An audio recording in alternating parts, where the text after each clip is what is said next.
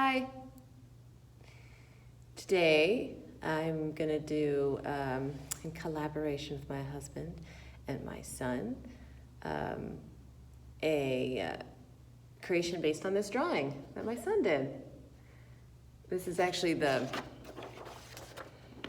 one of the first maybe contemporary class improvisation that I did in college, where you do a line drawing and you start it somewhere and you make the path go somewhere and then you stop it somewhere, and then that's your roadmap for your dance. What I'll do, I'm actually going to overlap my husband's improvisation to this same line drawing on the piano. I'll overlap, or I don't know what the term is called, but I will input his audio onto my visual after I take this video of myself. And then after my improv, I will give you some ideas how you could use this as a kid at home prompt to make dances, or for adults as well. And that's how we're gonna do it today. So here I go.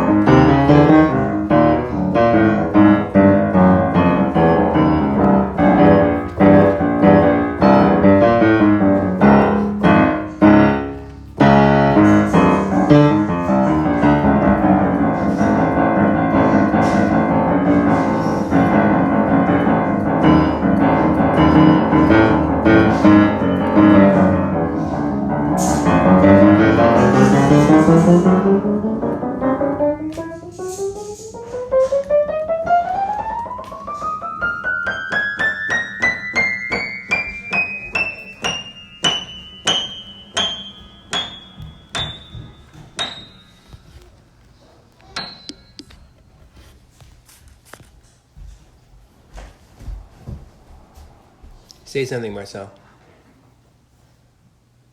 Anything. Just say anything.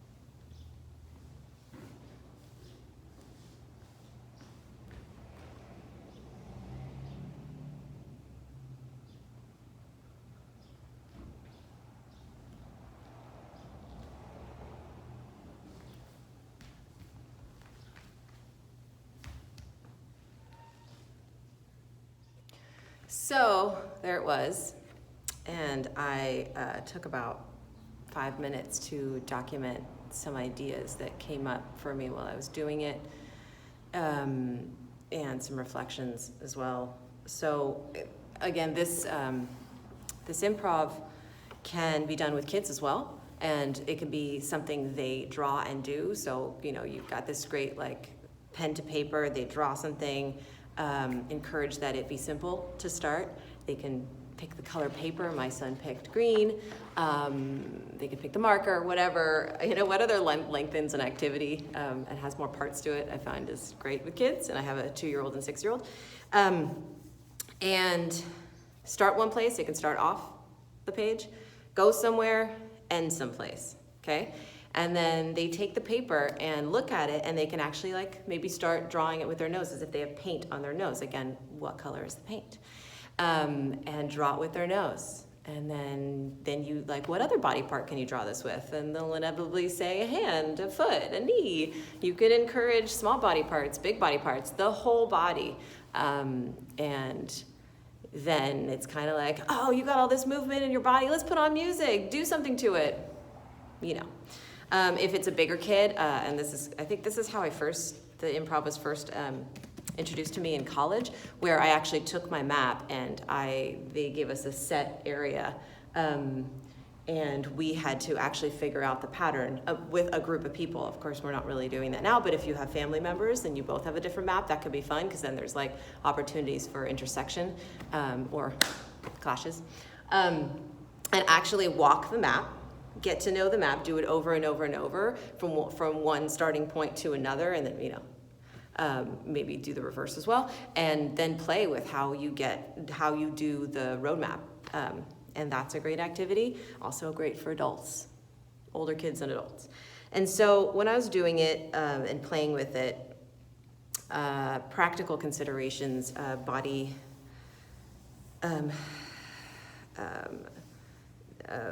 bodily parts, the parts you use. So do you use parts of your body? Do you use half of your body? Do you use your whole body when you're doing it? Are you low? Are you medium? Are you high? So starting just with those two could be the entire improv. Also, I noticed that I had it in front of me, so I felt like I had a front. I wasn't feeling like this could be witnessed all the way around. Also, obviously, I'm videotaping from one vantage point. So I was also thinking, like, when I turn my body, I have a different relationship to, that's my notes, sorry. I have a different relationship to this, right? So am I drawing it with the side of my body? And when I turn around, I can't see it, so it's more of a memory of this thing, which also produces its own creation. So here are other things that came up for me.